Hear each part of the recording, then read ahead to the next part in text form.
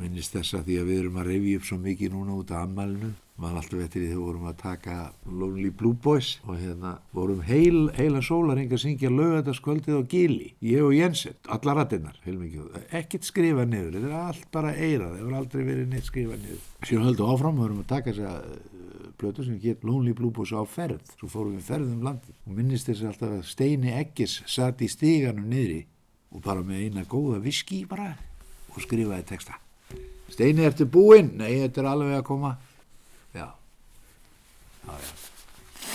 En hver er Björgvin? Hver er Björgvin? Björgvin er bara strákur sjómanna fjölskyldu í Hafnarfirði og ég kann ágætlega við hann. Ég hef reynt að gleyma honum ekki, sko.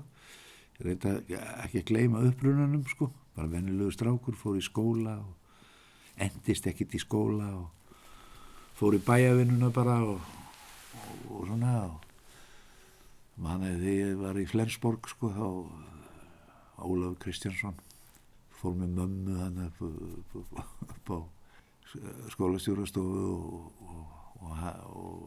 Ólafur sagði það þýðir ekkert fyrir að Björgvin að vera í skóla, hann hefur engan áhuga á þessu. En mér gekk ekki dýrli í skóla, ég var bara alltaf að horfa út um gluggan út á sægin, sko. Og svo var bara í námsbókunum, ég var með sýningu í rocksafninu. Þau sýni svona alls konar hlutir frá lífinu. Þar voru skólabækur, sko, og þar var alltaf búið að dúlla í svona Keith Richards, Paul McCartney, John Lennon, þú veist, blundaði í manni. Og svo bara fór ég á æfingu hjá strákunum í Bendix sem voru skólaljónsett og var búin að vera að taka upp texta fyrir það og svona. Og fann svo eitthvað að söngunum var ekki alveg nóg góður og þá sagði hvað, þú er ekki að fara þú og syngdu þetta og ég upp og söng og 2 dögum seinna bauður mér í bandið og ég hef ekki lítið tilbaka í rauninni síðan, sko. Bróður minn var í hljómsveit, Baldvin, elsti bróður minn, spilaði á gítar, hann var í 2 hljómsveitum, Lion og Trixon, spilaði í Alþjóðhúsinu í Hafnarfirði og ég bar stundum magnaran fyrir hann á æfingu upp í Flensborg. Æðislega þungur, það var svona íslensku smíðaður í hljóm, svona vestæði sig í hljómur bjóða til og það var alltaf hlusta á músík og svona músík áhugamenn og pabbi söng og bræðurnir allir sungu, sko. Við Baldvin Jónsson, veistu hver það er? Baldvin Jónsson sem var hjá Mokkanum, Baldvin Jónsson sem var að flytja út fiskinn fyrir okkur til Bandaríkjanna. Sem flutti í Kings? Já, það var nú eiginlega bróði pappa sem gerði það. Jón Haukur, Bósi, bróði pappa. Við erum bræðra sinni, sko, ég og Baldvin.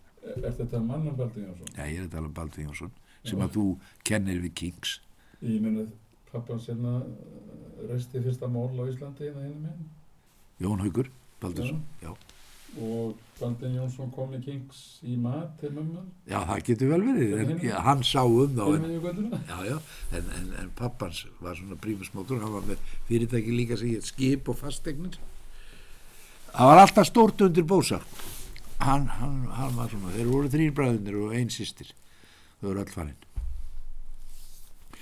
Ég bjó nú hérna í Ljósheimum. Ég heldur betur þegar ég var í Fláes. Já. Ég og Jói Kristins og Jökullin og Kalli. Mammans var uppe á efstu hæð. Ljósheimar 16. Þegar ég var í Fláes, þá bjó ég hana. En þegar kemur að því að gefa út þessa plötu? Sem á afmæli. Þetta er Halldór Pétursson. Já. Ég var orginalinn. Já, þú tókst mynd og sendið mér. Og þetta er hann hérna Gullaugur Stefánsson, vinubróður míns, hann gerði þessa. Já. En hvernig kom þetta til? Ég get alls að til það. Sko, bókútgáfan Iðun, Valdimar í Iðun, dóttir hans og góð vinkona mín, Anna, var gift Jóni Karlssyni, sem hann stundu kallaði Lýðsson, en við skulum bara hafa hann Jón Karlsson, hann heitir það. Hann var aðeins að vissanst í svona þessum business með Reyni Oddsinni, kvikmyndagerðarmanni. Útgáfu og gera bíómyndir. Já. Var hann við mórsöguðu? Nei, ég held ekki. Þeir voru bara... Ég veit nú ekki hvað við erum mikið saman, allavega Jón Karlsson. Ég þekkti hann í gegnum bróður minn, hann Balda, því hann var að láta prenta svo mikið í Prisma. Kynnist hann í gegnum það og síðan bý ég út í Englandi, sko. Ég er í Change og allt þetta er að fara á milli. Og ég hitti Jón Karlsson í fluginu og og það er hann sem á þessa hugmynd. Hann sest hjá mér og fyrir að tala um vísnabókina sem við erum að gefa út. Þetta er kannski ekki fyrsta út á hann. Þetta er önnur. Þetta er önnur, já. Fyrir að tala um vísnabókina og ég segi hvort ég þekki vísnabókina.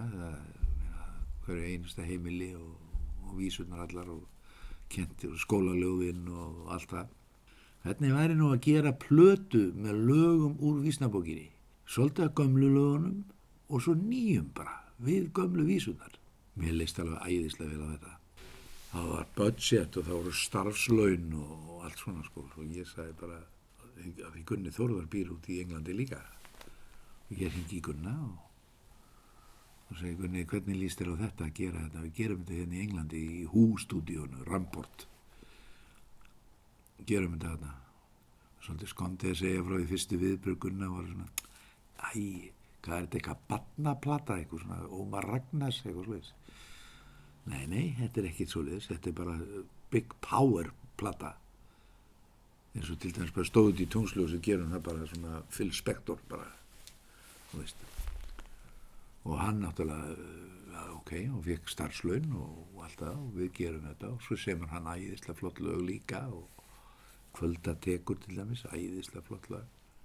Og hérna Addi Sigurbjörnsvinur minn, hann gerir Blæir Bokkisett í brunni og fleiri lög og síðan er bara farið á fullt að gera þessa plötu og við erum með alveg topp sessionmenn frá Englandi, fræga kalla.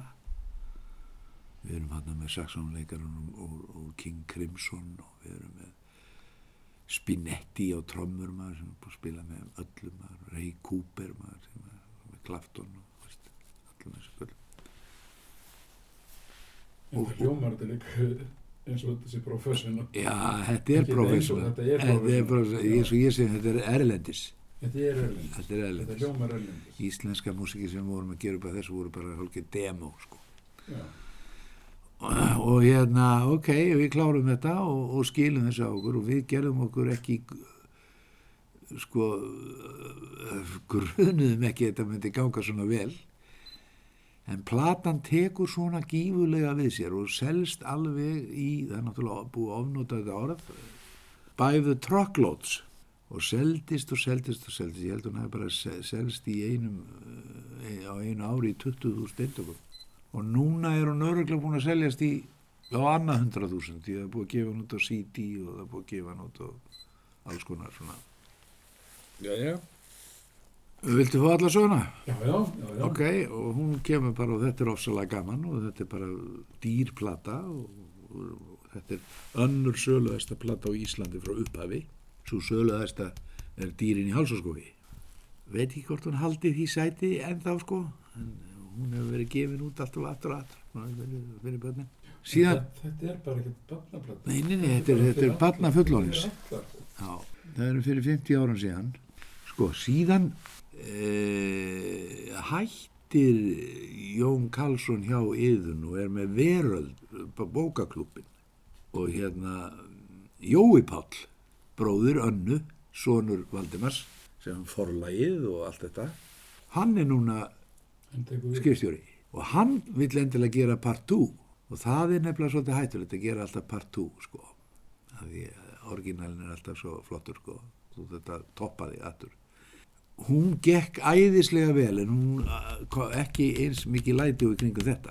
Já, hún er fáari. Já, hún er miklu fáari og við tókum hana hérna heima, Jeff Calver. Ég fór með Jeff Calver hérna upp í Kaldárssel og tókum Like og svo seti og svona, þetta var ofsalega gaman að gera þetta. Og þannig að þær urðu 2, þessar plötur.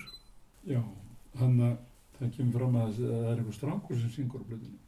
Helgi? Já, það er ég.